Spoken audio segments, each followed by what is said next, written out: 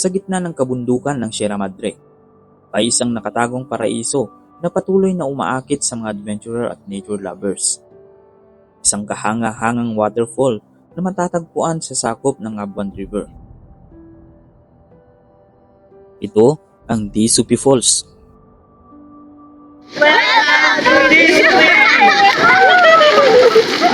Upang marating ang lugar na ito, tatahakin natin ang bahagi ng Ilagan de Bilacan Road.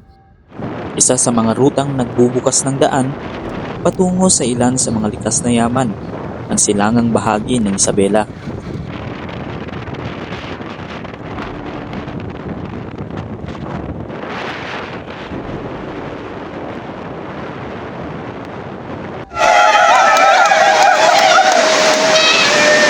Mula rito sa tuloy na ito ang ating dadaanan. Mula sa puntong ito, aabutin ng humigit kumulang 30 minutong paglalakad patungo sa Disupi Falls. Medyo malayo-layo pa tayo mga master. Ito, ikutan pa natin tong bundok na to. Okay. Napakaganda. Napakaganda dito.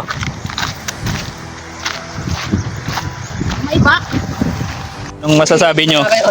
Ang daan papuntang Disupi. Sabi, napakahirap. Pagod na pagod ang mga person. Challenge. Buday pa nag...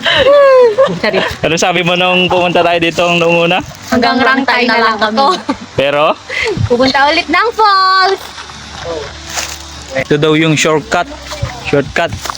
Napakatarik naman, no? May paghawakan naman pala, ha? Salamat sa mga gumawa dito.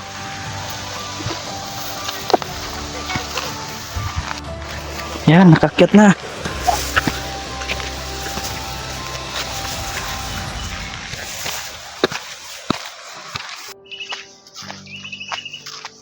Sa bawat takbang, unti-unting mararamdaman ang katahimikan ng paligid na tanging lagaslas ng tubig at kunin ng mga ibon ang sumasabay sa paglalakbay. At sa dulo ng ating paglalakad, sasalubong ang Disupi Falls, isang kahanga-hangang waterfall na patuloy na dinarayo ng mga adventurer na naghahanap ng kakaibang karanasan sa kalikasan.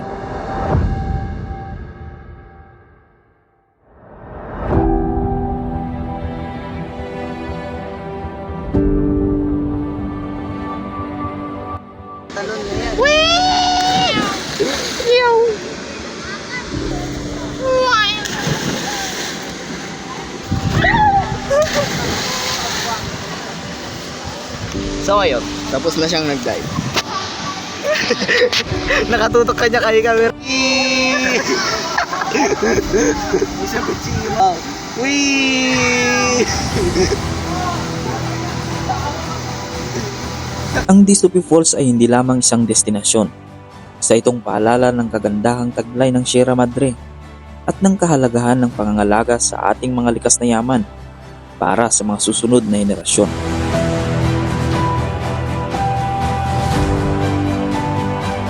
Ako si Adbenton.